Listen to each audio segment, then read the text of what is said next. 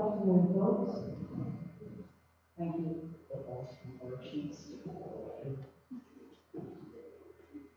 Thanks all for coming. Okay, hello and welcome to our fourth session of the Downtown Safety Education and Information Series. My name is Sarah Ings. I'm the Executive Director of the Downtown Business Revitalization Firm. I'd also like to recognize Melissa Hiller from CSD in the city. Without her skills, this would not happen. Without her providing us with this things to do, it would not happen. So thank you, Melissa. I'd also like to recognize Amanda Scout, also from CSD. She's been really helpful with respect to finance speakers for us in this series. Kevin Farrell, thank you, Kevin, for his incredible IT skills. He comes to us from the Electric Chamber, and this initiative is a combination of the DOC, the city, and the Electric Chamber. So this is those organizations in there. Before I introduce our speaker and our topic, I would like to start with the land acknowledgement.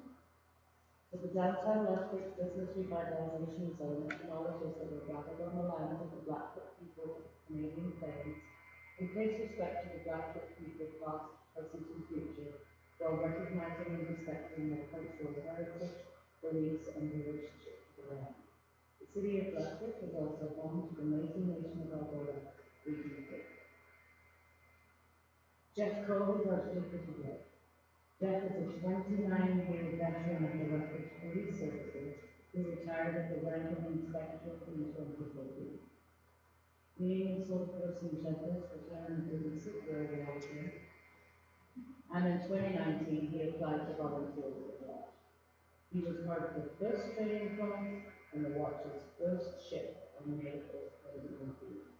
Jeff continued to volunteer for the Watch 2 to 3 times a week until he became program manager in December. The Watch program is such a cool and unique program. It is a volunteer-based initiative for Lethbridge schools with the objective of enhancing the community as a safe and friendly place for everyone to live, work, shop, and enjoy. This is done through social outreach, connection, and intervention. The Watch works in the downtown community 7 days a week from 10 a.m. to 15 p.m.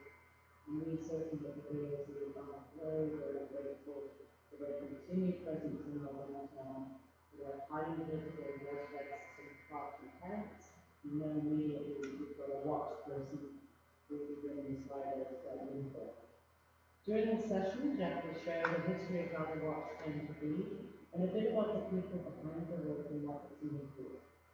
So please join me in welcoming my good friend Jeff Cole to the podium, who has recently been honored with the Blackfoot name that I asked him to speak.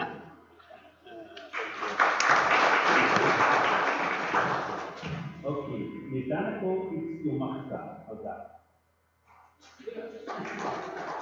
Hi, my name is Jeff Cole. I'm the program manager for the Watch. Thank you very much for having me here today. We have actually some of the people from the Watch. We have 2 volunteers that have joined us. Amin and Angela are here, and 2 of our team is Sean and she are here with us as a Staff Sergeant Christy Woods, who is my supervisor. And believe me, that's a tough job for her. Can everybody hear me okay without using the mic specifically? You're all good?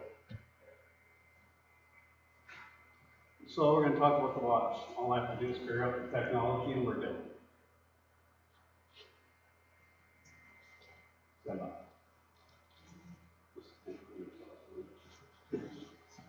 It's all right. Oh, did you download the? Okay. Yeah, you just hit a button here. Perfect.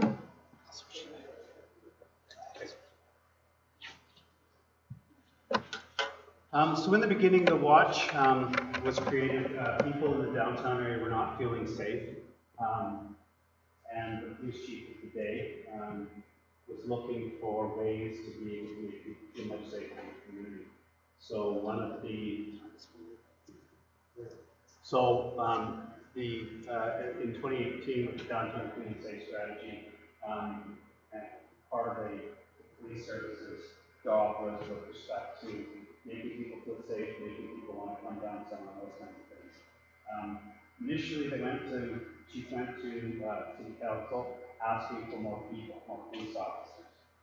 One thing that I've learned in my long time policing was everybody wants to cop on the corner of their street, and everybody wants that safe. Unfortunately, that's not a reality when it comes to the finances of running a city, paying taxes, and some of those. So they told them that you have to be creative to be able to provide that level of safety, so people feel safe in the downtown area, but you're not getting the police officers for this. We already had the downtown policing and the police officers that was formed, that Chris was part of, and they decided that the idea was to build a volunteer-based program similar to the one from in Vancouver, and there's one in Kelowna as well. Basically, the downtown on call service for them. So in November of 2018, the City Council approved the watch on a temporary basis, and so the program started to be built with the first manager, Sergeant Mike Williamson, participated in recruiting volunteers and whatnot. And there I was at home, thinking, what an excellent opportunity to be able to get back and to volunteer for my community. So I was part of that first class that was in April of 2019, and I made it 2019 to watch the program.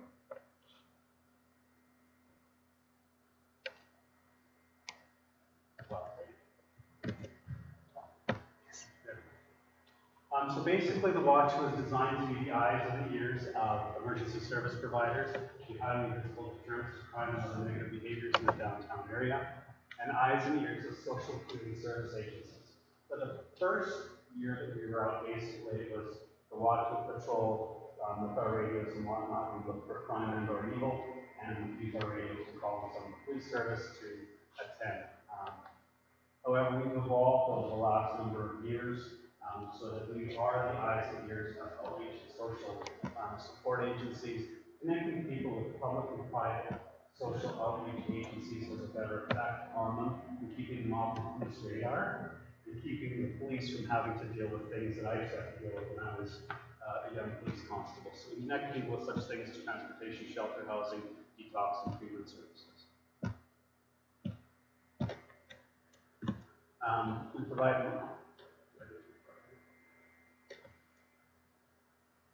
provide emergency first aid and overdose intervention. We have a safe walk service, and basically, if anybody needs something downtown in Washington, we help out as well.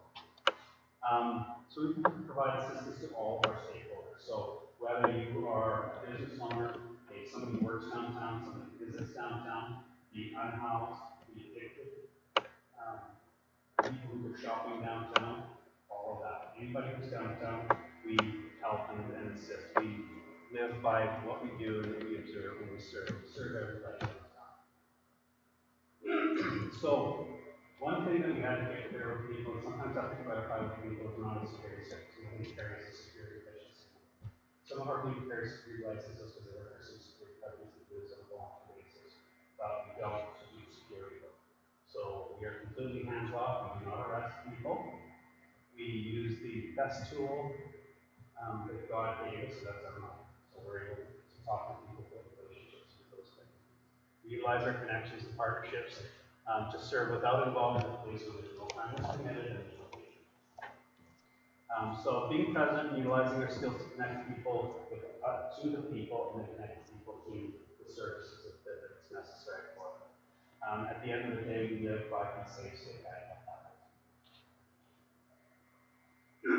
So we're on the street every day from 10 in the morning to 10 at night, like I said, and our volunteers come with us for 4-hour shifts. So we have our volunteers, they come up with start at 10 to 6. And they're always in groups, so when you see the watch, you never see somebody walking by themselves in there with the watch. There's always a minimum of 2. So the minimum that you'll have on the team is 1 team leader and 1 volunteer. You don't have volunteers for every shift. It's not how it works. We have a large area to cover. If we had that many volunteers, we'd need like 80 volunteers. we have employees so that we're able to still do the service in spite of the fact that we may not have volunteers. There are days that we don't have volunteers, and there are days that we have lots of volunteers. There are some shifts that are more popular than others. Some of our volunteers are older people, like me, and there's about 5 of us that are using around the watch, and we're able to come during the day. Some of them are students that go to classes and during this, or do that, depending on whether they're out there for the day, the afternoon, or at the evening. Some people have regular shifts at night. We have a couple, a married couple that comes and they volunteer for the watch every Thursday night, and they're with us. So that would help them from some spot.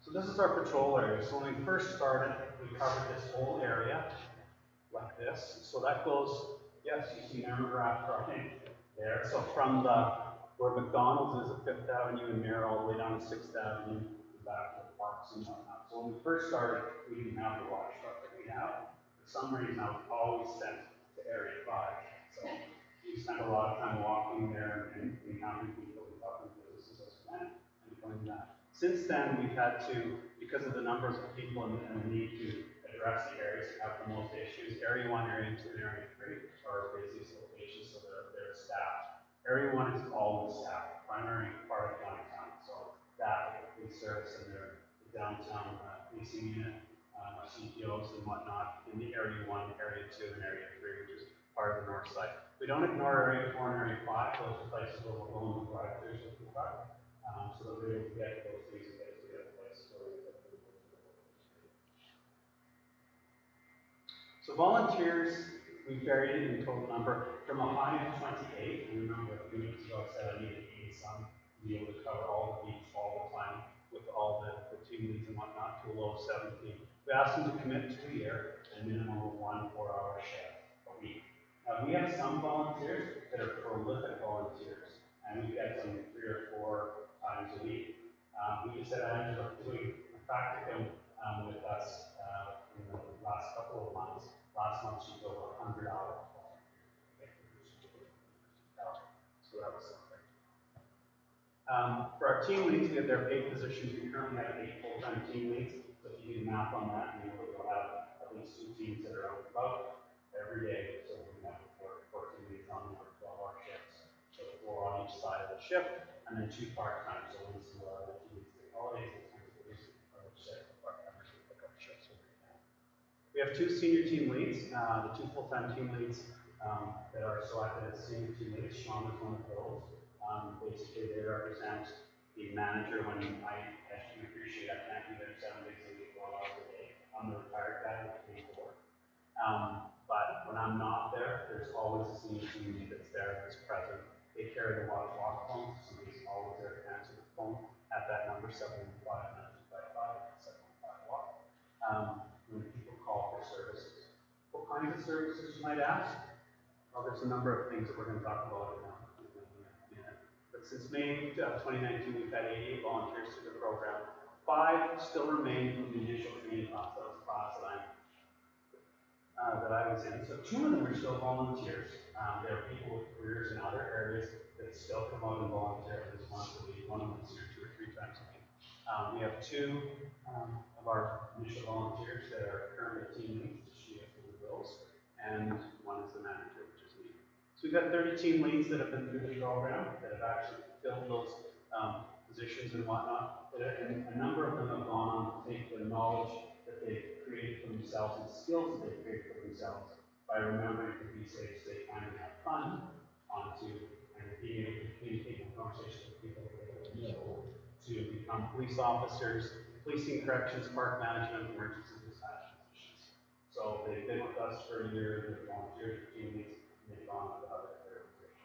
Most of the people that we have with the watch are people who have been through the policing or the criminal justice program at college and are looking to get into some type of a law enforcement career. This is an excellent opportunity. We've lost the skill to be able to build a relationship with somebody, have a conversation with somebody. When we take those skills away from the watch, they are things that will certainly serve them well when it comes to having a conversation about difficult subjects, a crime that an individual may have committed, or somebody who's just simply down and out.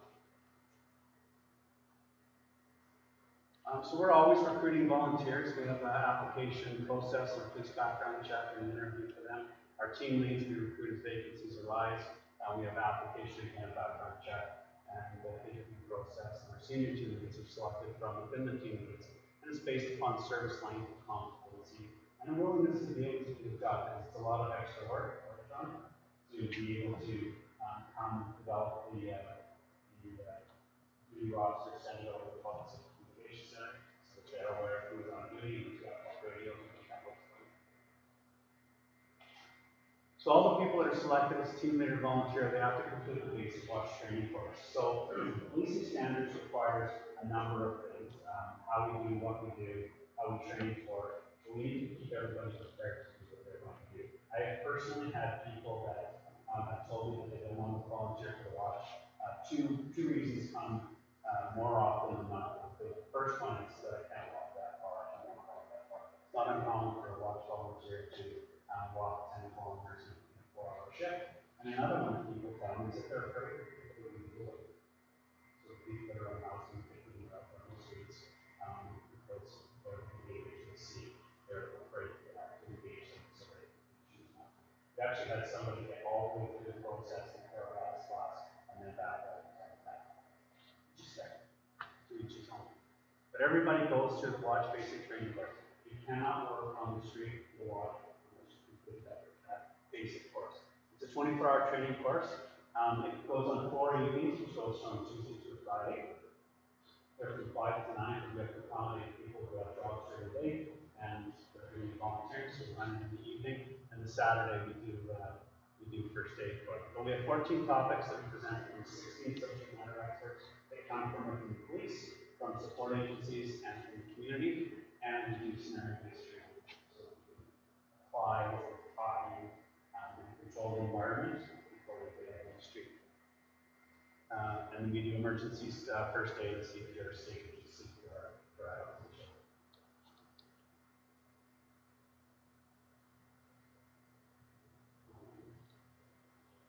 So the training topics that we cover, we go through our occupational health and safety. Provincial policing standards. You have to appreciate that we are a unit within the police service, so we have to comply with provincial policing standards, and we have to show when we are audited that we certainly comply with those things. We talk about watch operations, policy, procedure manual. So again, with our standards and whatnot that we have to have, they complete drug awareness, addiction, mental health awareness, FASD awareness, all things that we account for on the street. People are serving people from all walks of life. Tactical communication, making sure that we're able to have conversations with people and we know what to say when to say it. We live by the 5 universal truths of human interaction. So we make sure that everybody wants to treat with respect and treat with respect. We ask people to resolve. When they want to know why, we let them know why. And we give them options. Everybody wants to have options. It's their own destiny. And everybody wants a second chance. And we live by that. And that's how we engage people. That's how we build those relationships. And that's how we engage people out there serving. We talk about street awareness and safety. There are safety of our watch people is paramount and primary for us.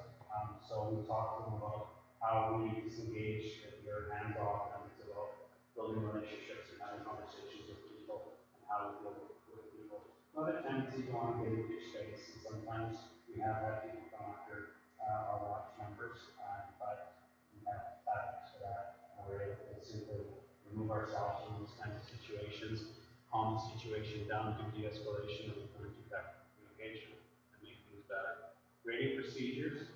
One of the big fears that people have when we handle the radio, we say, this is how we talk about Public Safety Communication Center. So the procedures that we use, just like the police do, we call Public Safety Communication Center, we call all the things that we're doing. They learn to make notes and report writing, because there are times when people can watch it come to halfway through a report and have because they've witnessed something, party to something, seen something, they found something for the police, and so they write reports and notes.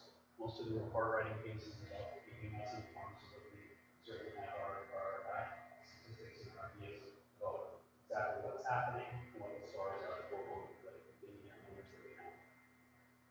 We do cultural awareness, unconscious bias, and Indigenous history, which we get from Melissa Shelding. She's come in to do that every time we run a training courses with me here. It's a very valuable piece of our training, as well as what we get from people in the Indigenous community that are in our area that we work. We reach out to them and provide services.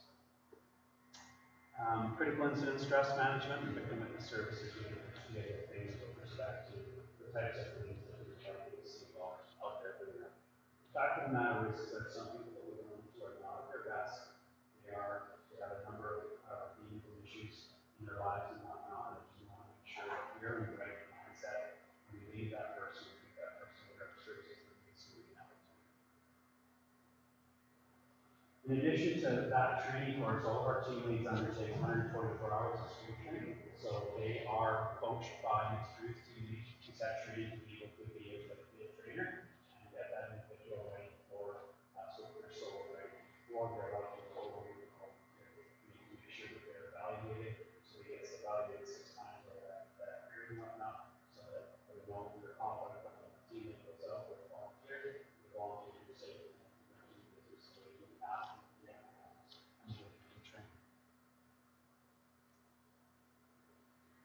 So what do we do? So the stuff that we talk to on the radio, of course, we talk to emergency medical services and we deal with overdoses and other medical emergencies. We deal with a lot of the last number of years, providing some and that's something that's evolved. It wasn't on the radar when we first started the program, but it's certainly something that's evolved. All the teams have trained in the area, needs and aren't now. Other medical emergencies, we have dealt with things with some people on the street who've fallen or injured. We've had people who have been chest pains and ambulances, those sorts of things. We provide getting them medical emergency service while we provide. Fire services, fire suppression.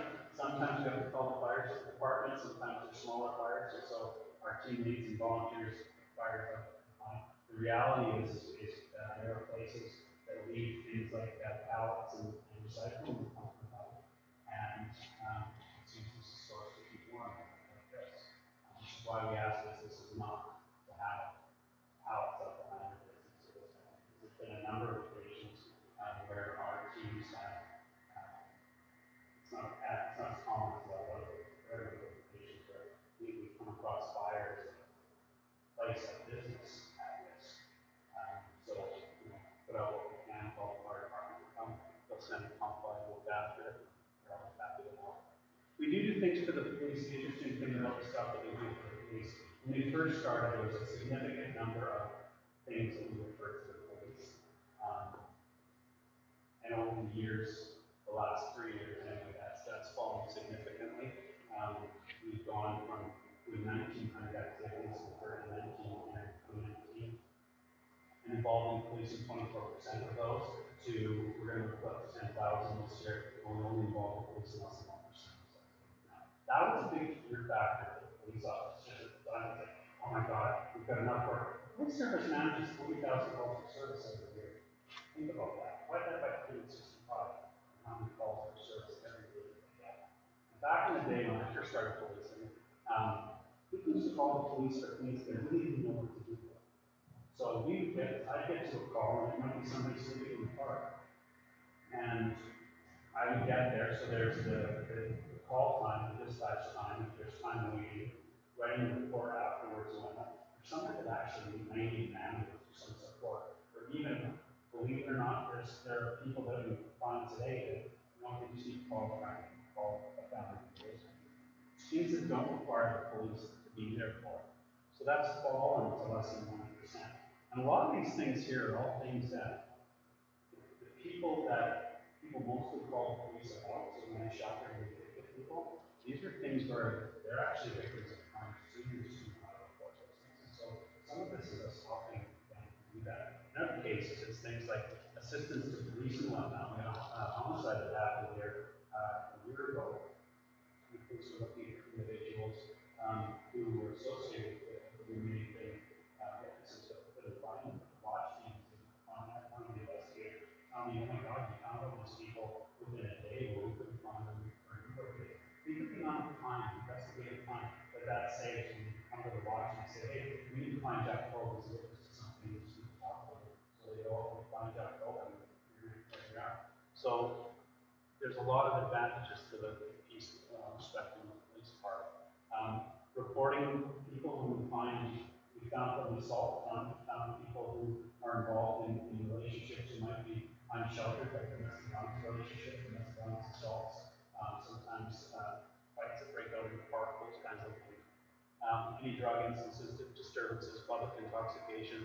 Our goal is to find somebody who's so intoxicated to the state that they can't look after themselves. Back in the day, we used to come and arrest those people and take them off from jail.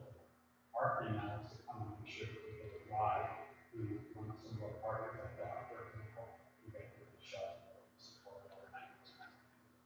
Victims of theft, again, like you said, statistics based. And then there's those other events that you just can't get into one of their blocks or so you get there about it. So everybody needs to know the category. And then our public service events, so location checks. So back in the day, people used to phone the police and say, I've got crime in the neighborhood. And I was wondering if you guys could patrol my neighborhood more often. And we'd say, oh, okay. So we go to the sergeant's house for a program and say, hey, you need to go to 444 Fifth Avenue. You need to go there and there's quite a lot of breaking and entering like that. So they would go drive by those kinds of things. The reality is, with the number of calls for service and the complexity of a lot of the cases, the case law that we created right after the Constitution came about, there's a lot of steps and procedures for a lot of things that police manage nowadays. And the police don't have a lot of time for that kind of stuff. So when people have crimes in their neighborhood, they will call right to the watch number, or I will see it on a bulletin, and I will post it for our people, that people have asked for location checks. So they'll see the bright red uniforms, they'll go to these locations and they'll do location check. They go out to the public safety communications center. Lots of times that spins off into something else, like a wellness check. We have a rule: if somebody is apparently unresponsive and appears to be unconscious, you have to do a wellness check. So sometimes it gets annoying for people that are there, especially at shift change, if they've been there for more than 4 hours per shift, and somebody's checked on twice. But at the end of the day, it's about, I need to have you please talk to me for a minute, just so that I can be sure that you're okay. We don't care who you are, or where you come from, complete the background. All we care about is that you're able to, on your own, draw a breath and have a conversation with us. And lots of times, what starts out as a location check becomes a wellness check, spins into an EMS call. So lots of times for overdoses or assisted business. We have business owners that call and they'll tell us that somebody is hanging out in front of their building or their business and they're making their customers feel uncomfortable. Another rule that we have is that we need to make sure that we communicate with people that it is not unlawful to be. I can go stand on the sidewalk in front of a store someplace and I can spend all day there just saying hi to people, and that's fine. As long as I'm not committing a crime, I'm not beating anybody's progress, I'm doing other things in violation of the bylaw, all is good. But sometimes people will do this, so we'll go and check on them, we'll call them, watch hotline, so we'll go and listen to this with that piece and help people if there's something that they surprise them when it's lunchtime and we get them at lunch and get lunch or do that and walk with them get lunch someplace, especially if it's somebody that's unsheltered or perhaps a kid or hanging with them on the street or whatever. From time to time, there might be somebody who's exhibiting negative behaviors inside the business, so we'll go over the escalation, get them on something corrective and something better for that. Again, make your choices. You'd be amazed at the amount found ID that we find. So sometimes we'll get ID that's legitimately just lost. We found all kinds of ID so that a lot of people will document that, but it needs to be queried on our system and turn it where I can. Lots of times it's ID and credit cards and things that have stolen properly or crime or damage. We actually had one occasion I found some ID downtown that was actually belonged to a lady in Garston. When I reached out to her, it turns out that ID was actually a vehicle that was stolen from Garston. So when I put that back out to the police, it was I have something for an attorney there because they're within 10 hours of that day they actually found the vehicle and person.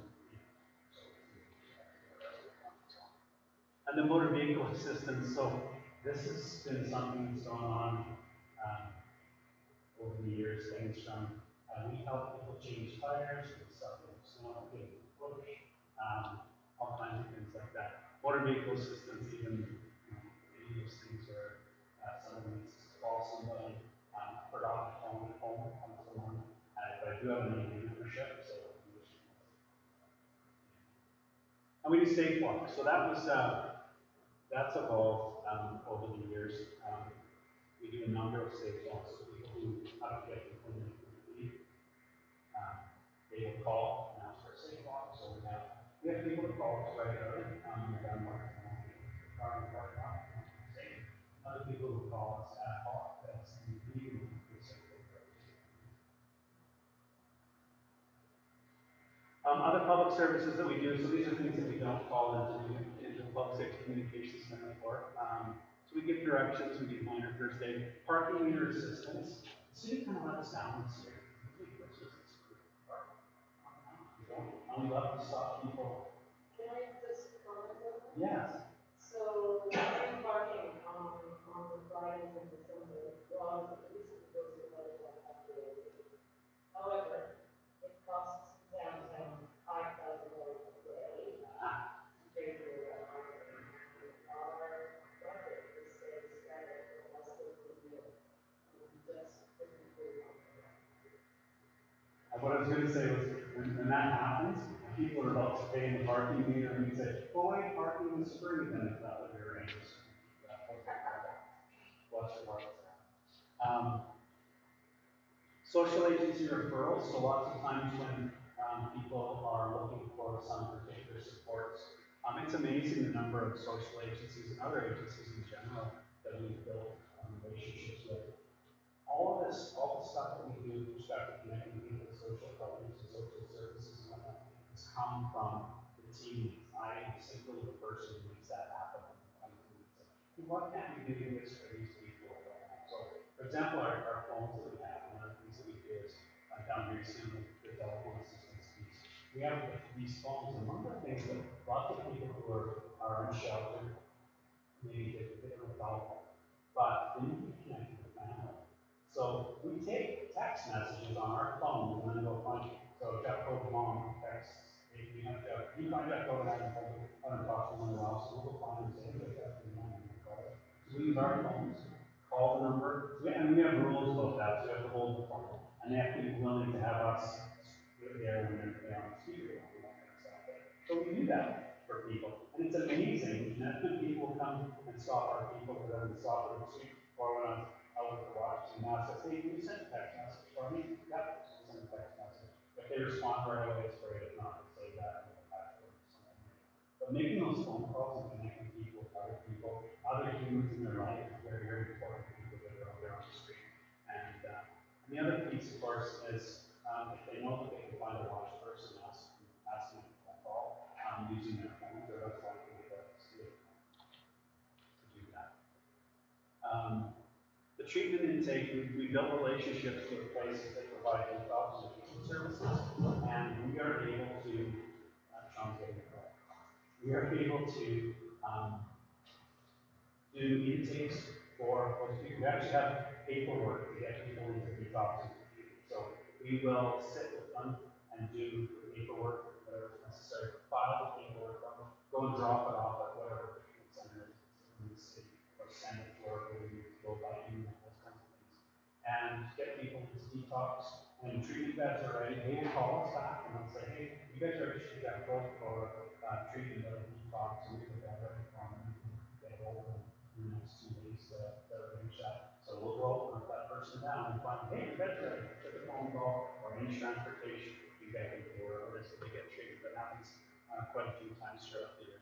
The newest thing that we have is virtual opioid dependence program, which is a program where people who are currently addicted to opioids can get into the program and be able to get subopioid Suboxone and the injection lasts for 30 days. Be able to have access to that. And when we had a meeting with the minister, his chief of staff, we're originally came to the police service as a thing for people who are in custody, when they become, focused into withdrawals and whatnot, those that are in custody and whatnot, to get them into the program so that they're not having that additional pressure while they're in custody, so that they can carry on with the treatment program and treatment process as it goes. So, I asked the question, why do we wait till somebody gets in trouble with the police? Why can't we do that as an agency to be able to support somebody? We need to do it from home, even with call. So if you're housed in a home, you can call the number and you get yourself in control of it. And it's probably takes blood pressure down, prescription medication. It keeps you from wanting to have the addictive substance, the opioids. And I asked that question. They said, yes, there's nothing preventing that. So we see on our cards or our battle. So we literally had this happen twice this year that people ask us about it. Or we will call a 1-800 number to Edmonton, tell them who we are, they know who we are, and we'll tell them, hey, we're Jeff Golden, this is the children's finance program, for the ones to home. So they'll confirm the person is okay to have this conversation and go through the intake process with them. Yes, it is. Okay, so we'll go from there. The questions that they ask sometimes is difficult for people who are adults to answer. So there's lots of times when we'll be right there on the street, right in the alley, and we'll do some stuff on the intake. They take all the information for us. We say thank you and hang up, and then we wait. And then we get a call back from the physician that tells us that it goes through more detailed process of assessing what we're doing there, and then calls to the pharmacy downtown to send a prescription to there, and we stay clocked in the video to get that prescription. They get their prescription, and we arrange for them to be able to go someplace. So we call family, we call shelter, we call transportation places, we can get that person to someplace where they can be sheltered, housed, with a roof over their head, and now they're on the street where all the addicts can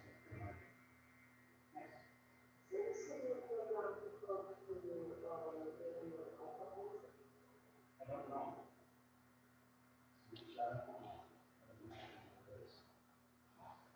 So then we actually document that we served this person one time and put a diary in it. Every 30 days, the prescription gets renewed. And so we know that, okay, so Jeff Gold was last served with Suffolk 30 days ago. So we go and find that person again and say, hey, your prescription is up. So if they're not in the place that we sent them last, we track them down where we can, and then we go through the process again. Yes. When you first started, you said you don't keep stats on these kids without. No, we do keep stats on this. Oh, good. These are all things. Oh. These are all things that we count.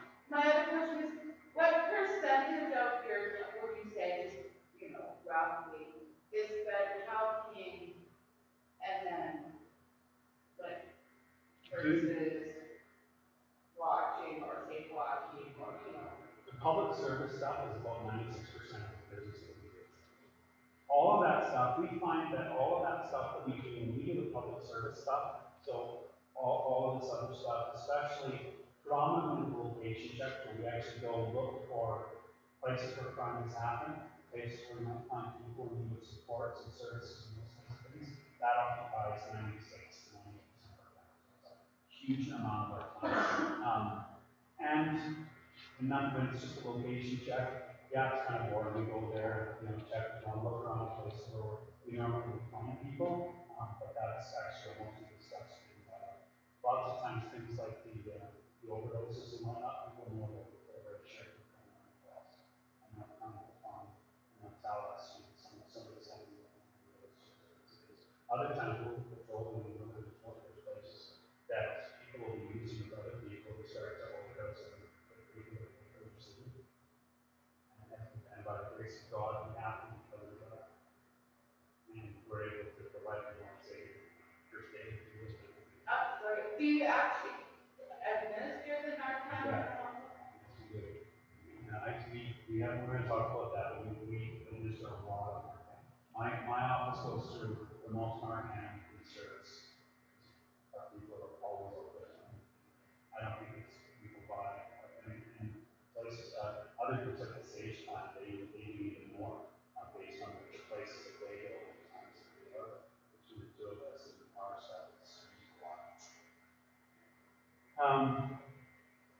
So the social agency referrals as a whole, like even things like, so people that are on community correction orders, probation will call send an email to my office. Hey, I'm looking for Jeff Cole, he's on community corrections order, probation, I haven't heard from him for a while. And we might be able to say, like, oh yeah, my son's in part of he's doing fine, he's behaving himself, whatever, and they'll say, good enough, and they'll check that off. Or they'll say, can you have him call me the next time you see him? So we'll have him call. The idea is, keeps them off the radar, keeps them away from being charged for something else. Court, if there's something else, they can't deal with it, not all works. Children's services is one, we find so-and-so, we have to put their child in care, there's a hearing report, we need to see them about something, so they'll find them for those kinds of things. It's amazing the number of social outreach agencies, private and public, that will contact us and ask us to go find somebody because it's getting service, or they're in the process of getting service, and they need that to be able to do those things. Of course, we have another basket here, so there's other things we don't get into those categories. Transportation calls. So Green's team, the Urban Outreach team, they are a great support of ours. They are very, very high end, and all work so hard.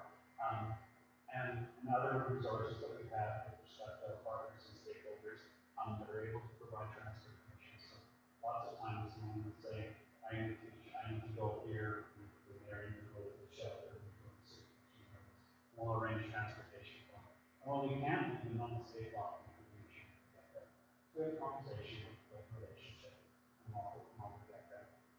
Needle pickup. So we are almost at 4,000 needles that we report to the needle pickup hotline over the last 3 or 4 years.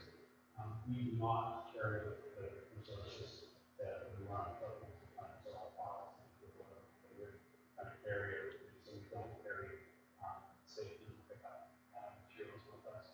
We call the needle pickup hotline. Actually, they're really good. The process where we're able to pick the location, we can map the location, exit to them, exactly where it is, and just pick that right away. They're very good for that. So we talked about our detox and treatment intakes in 2021 and 15 people that we brought into detox and treatment in 2022. So far, we have so sometimes there's people that will see more than once. That's a reality. There's no rhyme or reason sometimes about why an individual gets into sobriety after 2 visits. Sometimes it's more about being fair. It's another way, it's another chance at life. So they're not doing the same reason. The overdose incidents. So we've got over 100 overdose incidents since we started with this in 2020. We've administered 180. So those are people, a lot of those people are people that otherwise they would have passed away if not given a second chance. And I do have people in the community who say, why did you do that? Why do you do that? Why did you spend time? Well, it's somebody's child,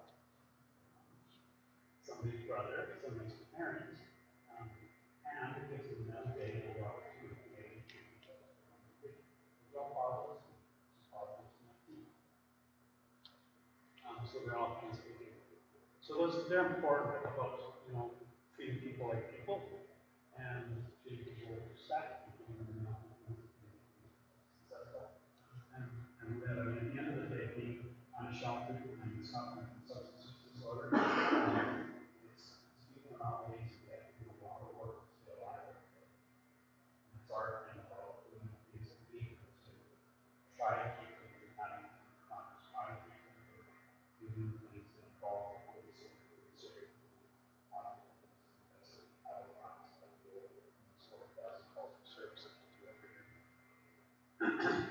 So in 2019, this was our first year. So we had 3,600 volunteer hours, and we did 1,400 machine hours. So you can see we did an awful lot of LPS, 39 times. We called police. We used Narcan a couple of times. We had 83 safe walks that year, and 81 wellness checks. We didn't count location checks. I'm not sure why, because I think it's funny because I had calls from people who would go and say things like, you guys might have heard that I'm a person once in a while. This is like what care itself. So we added up to our location checks. Sometimes we just pick it up documents that we didn't count them then, but I look at those things, so I see what's going on there, and I look at things to see, the last 2 weeks, are people going to place like that, 3 or 4 times, communication checks. Or when they find something, document it. Or if they find something, like a relevant to something else, they document it. So it's all part of what goes on. Yes, we do. So every day, I create a bulletin, so that was one of the things from policing days, was about being strategic when it comes to the plan. So I create a bulletin. Some days I miss because I occupied with other things. Mostly it's a bulletin for the team to look at, to develop a control plan. Where we're going to be going on this day. At the end of the day, lots of times things come over the wall, so you can't get to everything you want to get to. So if you get to half of it, that's a victory. You know what's happening. Working that. So part of that piece is about, I look at in the bulletin, I pull a map of what police calls were like for the last 24 hours in our area. And then I also have our analysts, and I ask them to make this report. Does automatically, so draws that for whatever dates that I query on. And the idea is that when you look at those 2 maps, you look at what the police are doing, and what's the watch and what are the things on the police map that the police are looking at that really the watch to look at because they're more annoying people or irritating people. And where are we, and what can we do, where can we go and overlay those maps on one another so that we can look at those things instead of the police, and the police get capacity to put the best issues in mind.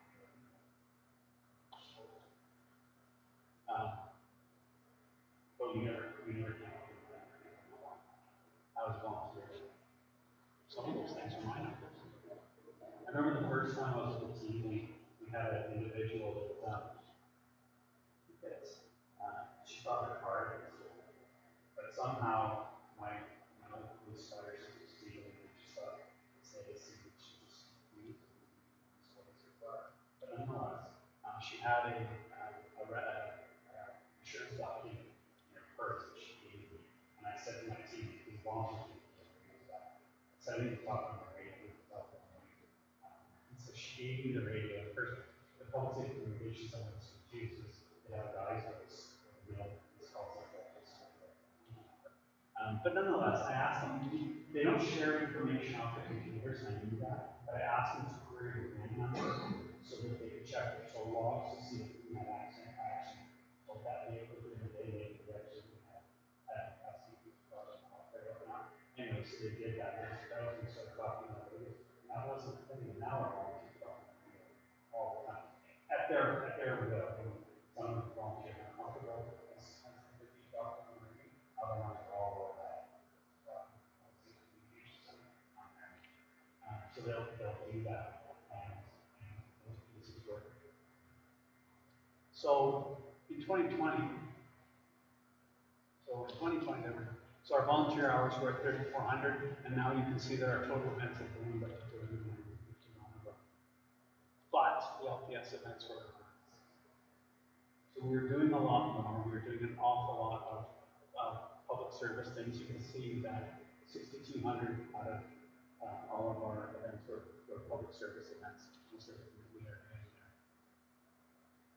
Location checks are the biggest thing. Wellness checks, there's an awful lot of those. 38 opioid overdoses. We did 70 Narcan doses that we deployed, and 38 safe points.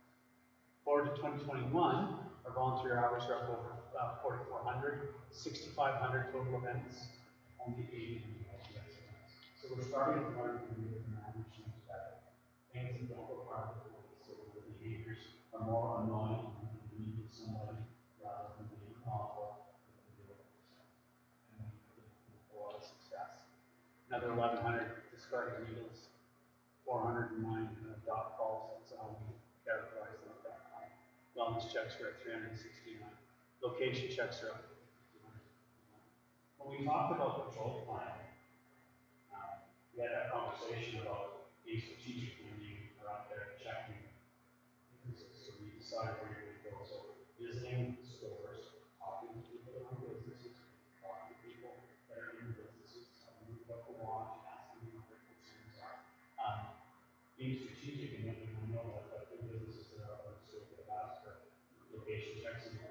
hitting the wall around the process, and our capacity for location checks goes up. When the capacity for location checks goes up, in our places, so we tend to find more things that happen in those particular areas, so we're able to address those better. So by 2022, it's the end of October, you'll see that we're up to 9,200 public service things, up to 9,600. An awful lot of public service stuff. And the police things are at 80.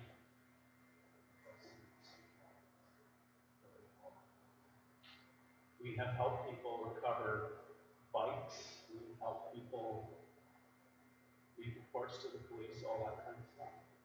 Out of those 8,000 location checks that we have done so far, 381 are those checks. And sometimes those are just actual cruising through the car.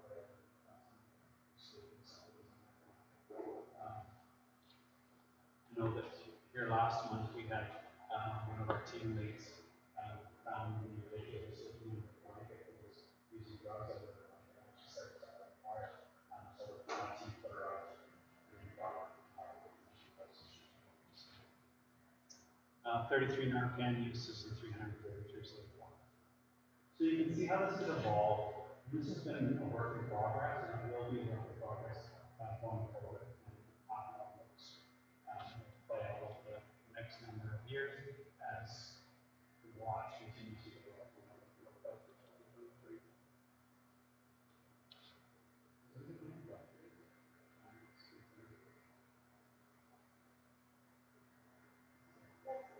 One comment, I've become aware recently that the city of Bedford is actually instituting a mandatory recycling program in the Delta. And that should have started 2 years ago with COVID. So, there will be mandatory recycling across the downtown program. I think it's a lot of hope. But a lot of construction material and pallets, et cetera, that are used to set fires, will disappear. And sometimes it's a program like that, and actually I was aware that they would start doing that. And you know what, in fairness to the places that have those kind of material behind the business and movies, it's kind of business and certainly cost money to have that stuff all the way. There's been occasions we've had that conversation with people, they've been looking about, these security stuff, so it's outside of that. Yes? Somebody asked for a location check. So in some neighborhoods where they've noticed suspicious activity, or there's been a number of break-in entries, if I'm looking at this whole thing, and I notice that there's been a number of car problems or break-in entries in businesses or things, I'll add them to our location checklist. So when I go and visit, we get a lot of calls for service. So if I notice that the police are getting a lot of calls for service because of negative behaviors, so people, it might be happening later and watches and these kinds of things. Instead of having to call the police, I'll interject, add to the police office, hey, we'll do that, we'll have a patient, I have information checks and whatnot. So when they see us there, some behavior should have something occurred, and thereby police call us and that. There's been other occasions too where the police service ends up with missing persons call